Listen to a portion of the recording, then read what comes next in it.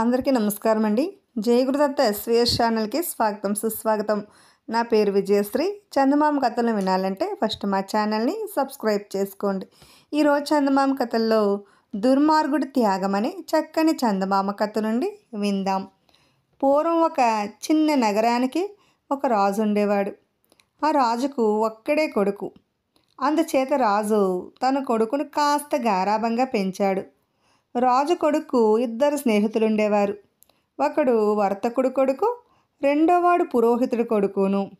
ఈ ముగ్గురు ఒక గురువు వద్దనే చదువు నేర్చుకున్నారు. కానీ ముగ్గురికి చదువు ఏమంతా అంటలేదు. వాళ్ళ అస్తమానము అల్లరి చిల్లరిగా తిరుగుతూ తమ తల్లిదండ్రులను అప్రతిష్టపాలు చేయసాగారు. రాజు ఒకనాడు తన కొడుకును పిలిచి గట్టిగా మందలించాడు. రాజు కొడుకు తన స్నేహితులతో ఈ సంగతి చెప్పాడు. ఏం చేస్తాం, మా తండ్రులు మమ్మల్ని కూడా నానా చివాట్లు పెడుతూనే ఉన్నారు అన్నారు రాజకుమారుడు మిత్రులు ఇద్దరును. అయితే నేను ఈ ఊళ్ళో ఒక్క క్షణం కూడా ఉండను. రోజు మా తండ్రి చేత ఇలా మాటలు పడటం కన్నా ఎక్కడికైనా వెళ్ళి స్వేచ్ఛగా బతకడం మేలు అన్నాడు రాజు కొడుకు. నువ్వు వెళ్ళేటట్టయితే నీ వెంట మేము వస్తాం అన్నారు అతని ఇద్దరు మిత్రులును. వాళ్ళు దేశ సంచారం మీద బయలుదేరటం ఖాయమైనది. తిరగటానికైనా కొంత డబ్బు ఉండాలి. డబ్బు లేకపోతే చాలా కష్టాలు పడతాం అన్నాడు వర్తకుడు కొడుకు. డబ్బు మూటలు మొయ్యలేం, తేలిగ్గా తీసుకుపోవాలంటే రత్నాలు మేలైనవి. నేను మన ముగ్గురికి 3 రత్నాలు తెస్తాను. వాటిని అమ్ముకుని ఎంతకాలమైనా హాయిగా ఖర్చు చేసుకోవచ్చు అన్నాడు రాజు కొడుకు. రాజు కొడుకు 3 రత్నాలు తీసుకువచ్చి ముందుగా అనుకున్న స్థలంలోనే తన స్నేహితులను కలుసుకున్నాడు. ముగ్గురు ప్రయాణం సాగించారు. వాళ్ళు పోయి ఒక అరణ్యాన్ని చేరుకున్నారు. ఈ అరణ్యంలో దొంగలుంటారు. వాళ్ళు మనని సులువుగా దోచుకోగలరు. ఏమిటి ఉపాయం అని వర్తకుడు కొడుకు అన్నాడు. మనం తలా ఒక రత్నము మింగుదాం. ఈ అడవి దాటాక మనకు దొంగల భయం ఉండదు అన్నాడు పురోహితుడి కొడుకు. అయితే ముగ్గురు సరే అనుకుని 3 రత్నాలను మింగారు. వీళ్ళ సంభాషణ అంతా ఒక దొంగ చెట్ల చోటు నుంచి విన్నాడు. వాళ్ళ దగ్గర ఉన్న రత్నాలను ఎలాగైనా కాజేయాలని వాడికి బుద్ధి పుట్టింది. వాళ్ళను ముందు వెళ్ళనిచ్చి దొంగ మరో దారిన వేగంగా వెళ్ళి వాళ్ళను ఎదురొచ్చి, బాబుల్లారా, నేను చాలా పేదవాణ్ణి. మిమ్మల్ని చూడబోతే గొప్పవాళ్ళలాగున్నారు. నన్ను కూడా మీ వెంట రానివ్వండి. మీకు కావలసిన సేవలన్నీ చేస్తాను. నాకు మీతో పాటు ఇంత తిండి పెడితే చాలు అన్నాడు. వాళ్ళ ముగ్గురు చిన్నవాళ్లే. దారి చూడబోతే అరణ్య మార్గం. ఈ మనిషి బాగా బలంగా ఉన్నాడు. అటువంటి వాడు నౌకరుగాను రక్షకుడుగాను ఉండటం మంచిదనుకుని ఆ కుర్రవాళ్ళు వాడిని తమతో పాటు రానిచ్చారు. ఆ సాయంకాలం చీకటి పడే వేళకు వాళ్ళు ఒక కోయగూడెం సమీపించారు. వాళ్ళు నడిచే దారి కోయిదర ఉండే గుడిసె ముందుగానే పోతున్నది. ఆ గుడిసె వెలుపల ఒక స్తంభానికి కట్టి ఉన్న పంజరంలో ఒక రాక్షస చిలక ఉన్నది. ఆ చిలక దారేపోయే నలుగురిని చూడగానే కర్ణ కఠోరంగా అరిచింది. దారేపోయే వాళ్ళ దగ్గర ధనం ఉంటేనే అది అలా అరుస్తుంది, లేకపోతే అది అరవదు. ఆ సంగతి కోయిదరకు తెలుసు. అందుచేత చిలక అరుపు వింటూనే కోయిదర గుడిసెలో నుంచి బయటకు వచ్చి దారిన పోతున్న ముగ్గురు కుర్రవాళ్ళను, ఒక పెద్దవాడిని చూశాడు. చూసి, ఆగండి, మీ దగ్గర ఉన్న సొత్తంతా అక్కడ పెట్టి మరీ కదలండి అన్నాడు. కుర్రవాళ్ళ వెంట ఉన్న దొంగ, మా దగ్గర ఏమీ లేదు, కావలిస్తే పరీక్ష చేసుకో అన్నాడు. కోయిదర ముగ్గురిని శ్రద్ధగా పరీక్షించి వాళ్ళ దగ్గర ఏమీ లేదని తెలుసుకుని, సరే వెళ్ళండి అన్నాడు. వాళ్ళు కదలగానే చిలక తన సొమ్మంతా పోయినట్టు మరింత రక్కసంగా అరిచింది. వాళ్ళ దగ్గర ఎక్కడో ధనం ఉన్నదని కోయిదరకు నమ్మకం కలిగింది. అతను తన మనుషులను పిలిచి, వీళ్ళని మన చుట్టూ గుడిసెలో పెట్టి బంధించి ఉంచండి. నేను రాత్రికి వచ్చి వీళ్ళ సంగతి తేల్చుతాను అన్నాడు.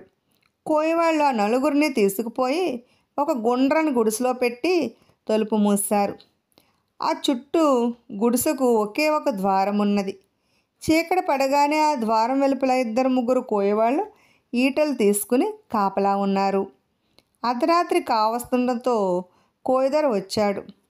వాడు తన ఖైదీలతో, మీరు ధనం దాచిన మాట నిజం, అది మీ ఒంటి మీద లేదు కనుక ఎక్కడున్నదో మర్యాదగా చెప్పండి, చెప్పకపోతే మీ డొక్కలు చీల్చి మరీ చూపిస్తాను అన్నాడు. దొంగవాడు ఆలోచించాడు. కోయిదార్ అనంత పని చేస్తాడు. తన కడుపులో తప్ప మిగిలిన 3 కడుపుల్లోనూ మనులున్నాయి. కోయిదార్ ముందుగా వాళ్ళల్లో ఎవరు పొట్ట చీల్చినా అందరి పొట్టలు చీల్చి తీరుతాడు. ఎందుకంటే ఆ 3 పొట్టల్లోనూ మనులు దొరికాక తన పొట్టలో కూడా మను దొరుకుతుందనేవాడు అనుకుంటాడు. నలుగురు చావటం నిశ్చయం. అట్లా కాకుండా కోయిదార్ ముందుగా తన పొట్టను చీల్చేటట్టు చేసిన పక్షంలో ఆ 3 కుర్రాళ్ళు ప్రాణాలతో బయటపడే అవకాశం ఉంది. ఎందుకంటే తన పొట్టలో ఏమీ ఉండదు కనుక.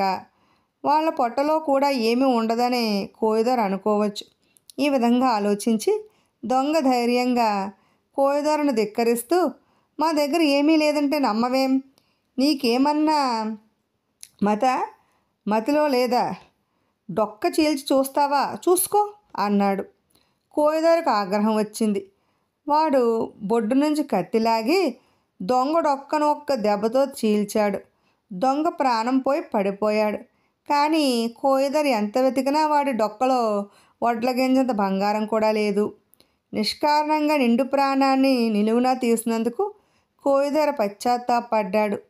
తనను మోసం చేసిన చిలకను తిట్టుకుంటూ వాడు 3 కుర్రాలను విడిచిపుచ్చాడు. ఈ అనుభవంతో వాళ్లకు దేశ సంచారం మీద విరక్తి పుట్టింది.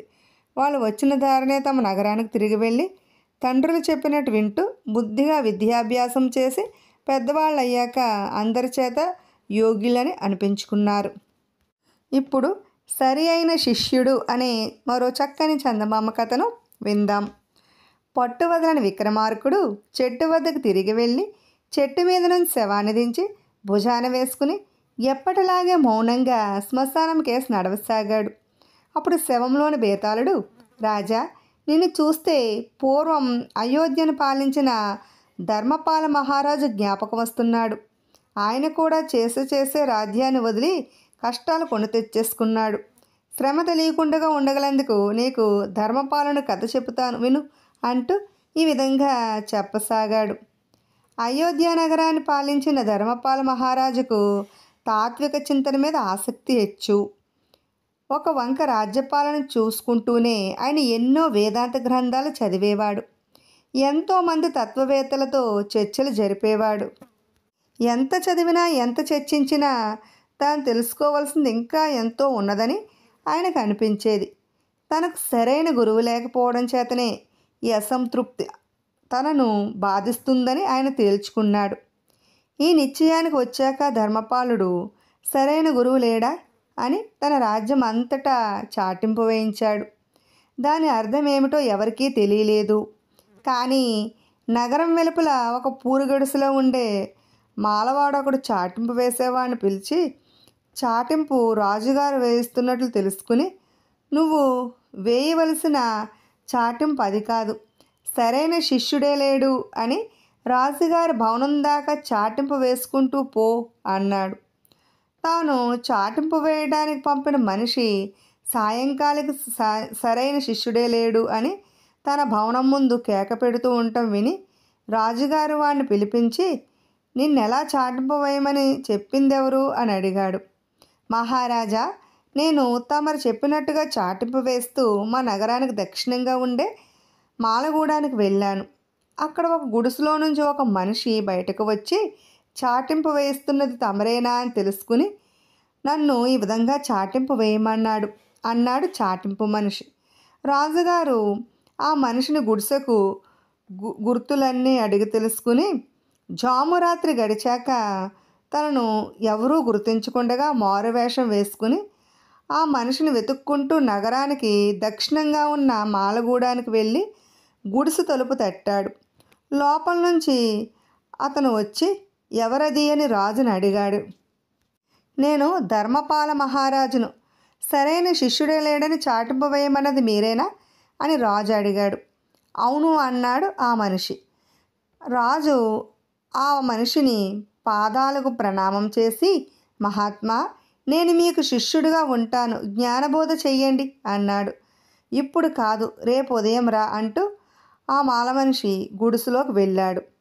తాను రాత్రివేళ మారువేషంలో రహస్యంగా రావటం అతనికి సమ్మతం కాలేదని గ్రహించి రాజు ఇంటికి తిరిగిపోయి మరునాడు తెల్లవారుజామునే లేచి కాలకృత్యాలు తీర్చుకుని మళ్ళీ అతను గుడిసెకు వెళ్ళి మహాత్మా అని పిలిచాడు.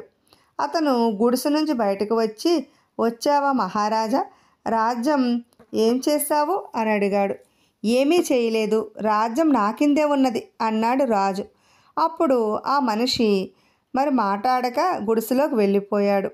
రాజు మళ్ళీ తన భవనానికి వెళ్ళి తన మంత్రులను పిలిచి, ఇక నుంచి నేను రాజును కాను, మీ ఇష్టం వచ్చిన వాడిని రాజుగా నిర్ణయించి రాజ్యాభిషేకం జరిపించుకోండి అని చెప్పి అతని వద్దకు తిరిగి వచ్చి, మహాత్మా, నేను రాజ్యత్యాగం చేసి వచ్చేసాను, ఇప్పుడు నేను రాజును కాను, అందరిలాంటి మనిషినే అని చెప్పాడు. అప్పుడు ఆ మనిషి తృప్తి పడ్డట్టు కనిపించి, ధర్మపాల, ఇక నుంచి నువ్వు నా శిష్యుడివి, నేను నీకు గురువును, నేను చెప్పినట్టు చేయటమే నీ పని అంటూ ధర్మపాలుణ్ణి వెంట పెట్టుకుని బయలుదేరాడు. కాలక్రమాన వారు మరొక రాజ్యం చేరారు. అప్పుడు ఆ మనిషి రాజవీధుల్లో ఒక చోట నిలబడి జనాన్ని పోగుచేసి ధర్మపాలుణ్ణి 10 వరహాలకు బానిసగా అమ్మజూపాడు. ఒక వేశ్య ధర్మపాలుని కొనటానికి ముందుకు వచ్చింది. ఆ మనిషి ఆమెతో, అమ్మ, నా ఇష్టం వచ్చినప్పుడు నేను 10 వరహాలు ఇచ్చి ఈ మనిషిని తీసుకుపోతాను, అందుకు అభ్యంతరం లేకపోతే ఈ మనిషి నువ్వు కొనుక్కో అన్నాడు. అందుకు ఆమె సమ్మతించి ధర్మపాలుని వెంట పెట్టుకుని తన ఇంటికి వచ్చేసింది. అది మొదలు ధర్మపాలుడు ఇంటి ముందున్న అరుగు మీద కూర్చునేవాడు.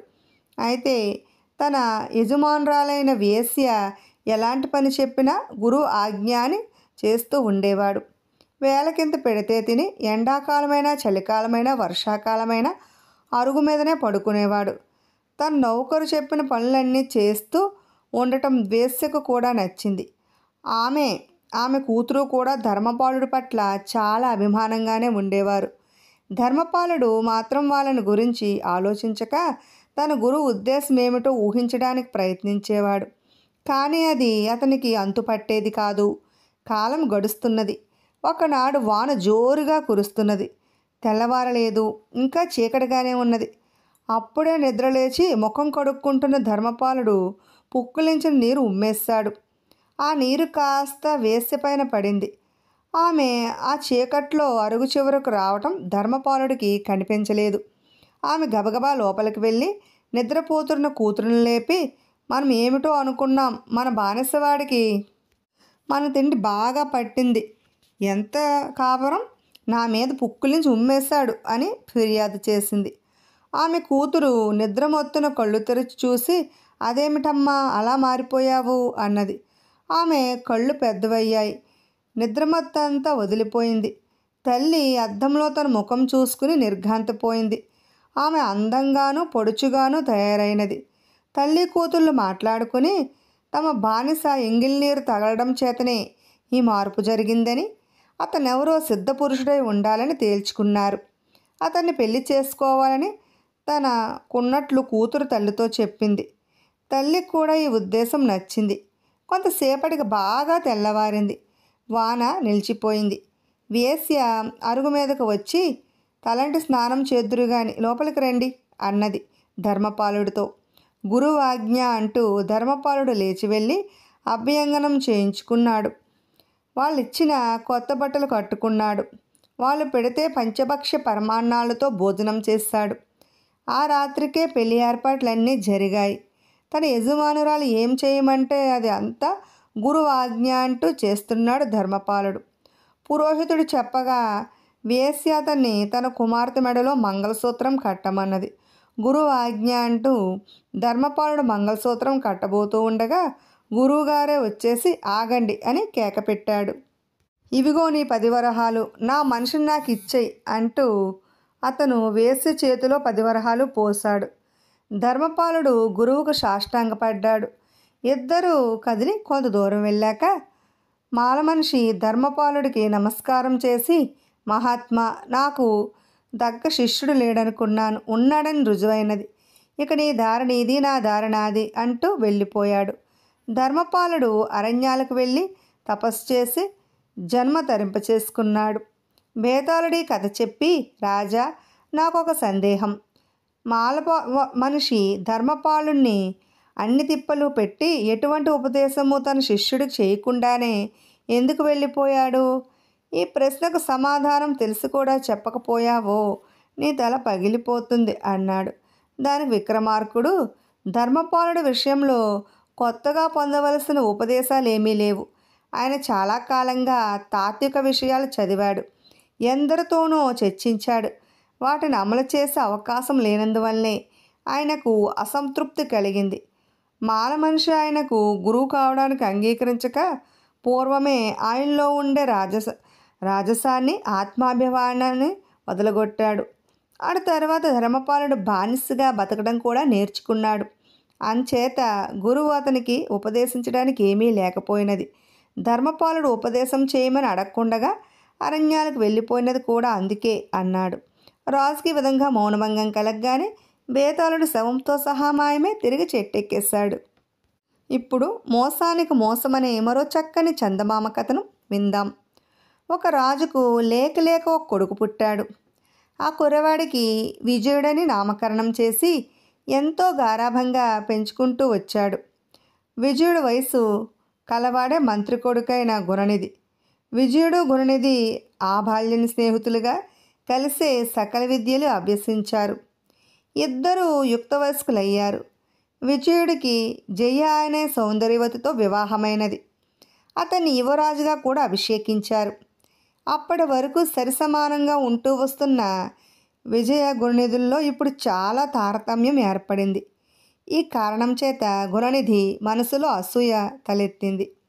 ఒకనాడు రాజసభకు ఒక గొప్ప యోగి వచ్చాడు. ఆయన విజయుడి కేసు పరీక్షగా చూసి, రాజా, నేనొక అసాధారణమైన శక్తిని సాధించాను. నేను చనిపోయేలోగా దానికి అర్హుడైన వాడికి ఇవ్వాలని సంకల్పించుకున్నాను. మీ విజయుడిలో అర్హత ఉన్నదని నాకు తోస్తున్నది. మీకేమీ అభ్యంతరం లేకపోతే 1 మాసంలోగా నా విద్యను ఇతనికి ఇవ్వగలను అన్నాడు.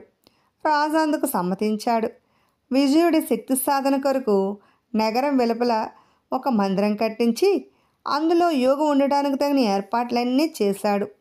విజయుడు అక్కడికి వెళ్ళి యోగి చెప్పిన విధంగా సాధన చేసేవాడు. అసలే విజయుడు ఉన్నత స్థితి చూసి ఓచలేకుండా ఉన్న గుణనిధి తనకన్నా విజయుడికి ఒక విద్య అధికంగా రావటం ఏమాత్రం సహించలేకపోయాడు. అందుచేత తనను యోగి ఉంటున్న ఇంటికి తలుపుకు ఒక చిన్న రంధ్రం చేసి అందులో నుంచి చూస్తూ యోగి విజయుడికి నేర్పిన విద్యను తాను కూడా నేర్చుకున్నాడు. అది పరకాయ ప్రవేశ విద్య. నెల పూర్తి అయ్యేసరికి ఆ విద్య విజయుడితో పాటు గుణనిధికి వచ్చేసింది. యోగి వెళ్ళిపోయాక ఒకనాడు విజయుడు గుణనిధి షికారుగా వనంకేసి బయలుదేరారు. మిత్రమా, యోగి నీకు నేర్పిన విద్య ఏమిటి అని దారిలో గుణనిధి విజయుడిని అడిగాడు, తనకు తెలియనట్టుగాను. యోగి వద్ద నేను పరకాయ ప్రవేశ విద్య నేర్చుకున్నాను అన్నాడు విజయుడు. అలాగా, ఆ వింత నాకు చూపించచ్చు అన్నాడు గుణనిధి. వారు వనంలో కొంత దూరం వెళ్ళేసరికి ఒక చెట్టు కింద చనిపోయిన చిలక శరీరం ఒకటి కనిపించింది.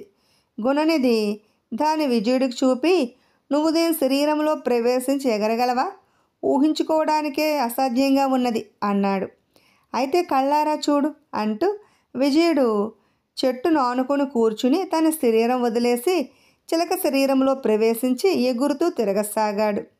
ఏమి జరుగుతున్నది అతను గ్రహించే లోపలే గుణనిధి తన శరీరాన్ని వదిలి విజయుడి శరీరంలో ప్రవేశించి కత్తితో తన శరీరాన్ని 2గా నరికేసి ఇంటిదారి పట్టాడు. ఇప్పుడు రాజ్యము జయ కూడా తనకు దక్కుతుందని అతను ఆశపడ్డాడు.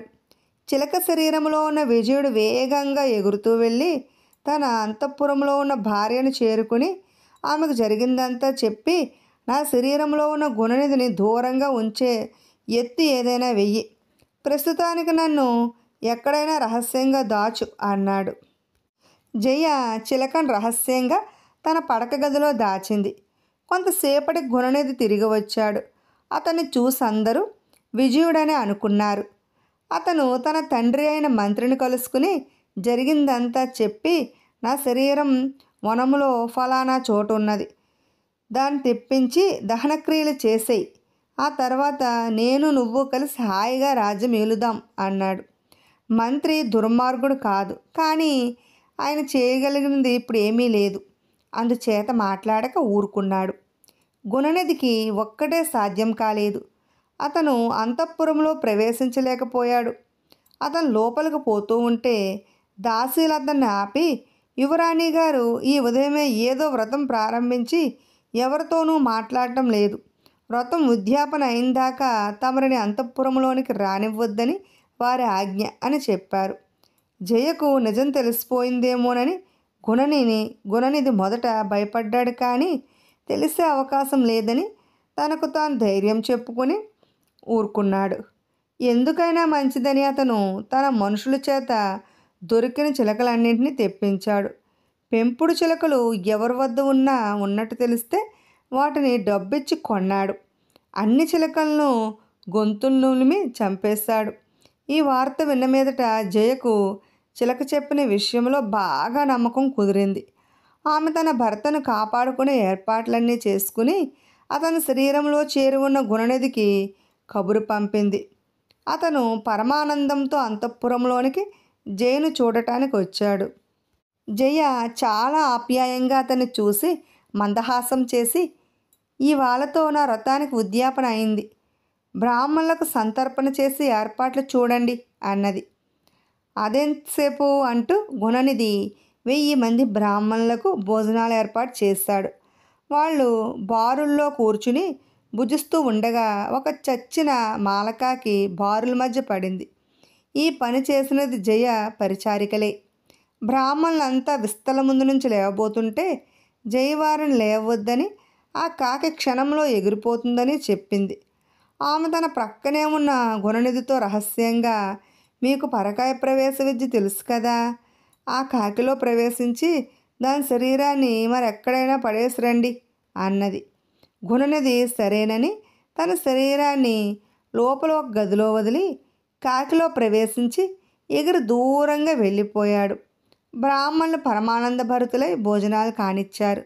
ఈ లోపుగా చిలక శరీరంలో ఉన్న విజయుడు తన శరీరంలో ప్రవేశించి జయ దగ్గరికి వచ్చి, పీడ వదిలిపోయింది అన్నాడు ఉత్సాహంగా. బ్రాహ్మణుల భోజనాలు అయిన అనంతరం మాలకాకి శరీరంతో గుణనిధి తిరిగి వచ్చాడు. అతన్ని జయ దగ్గరికి పిలిచి పట్టుకుని చిలకను రహస్యంగా దాచి ఉంచిన పంజరంలో ఆ కాకిని బంధించి కప్పకు వేలాడగట్టింది. విజయుడు తన శరీరంలో తిరిగి ప్రవేశించినట్టు గ్రహించి గుణనిధి తనకు ఎలాంటి స్థాస జరిగినది తెలుసుకున్నాడు. జయ మాలకాకిని ఎందుకు పంజరంలో పెట్టి ఉంచుతున్నది ఎవరికి అర్థం కాలేదు. విన్నారు కదండి. ఇటువంటి మరెన్నో చక్కని చందమామ కథలు వినాలనుకుంటే ఫస్ట్ మా ఛానల్ని సబ్స్క్రైబ్ చేసుకోండి, బెల్ ఐకాన్ క్లిక్ చేయండి. మేము చేసిన వీడియోస్ నోటిఫికేషన్ కోసం బెల్ ఐకాన్ క్లిక్ చేయండి. లైక్ చేయండి, షేర్ చేయండి, కామెంట్ చేయండి. Thanks for watching.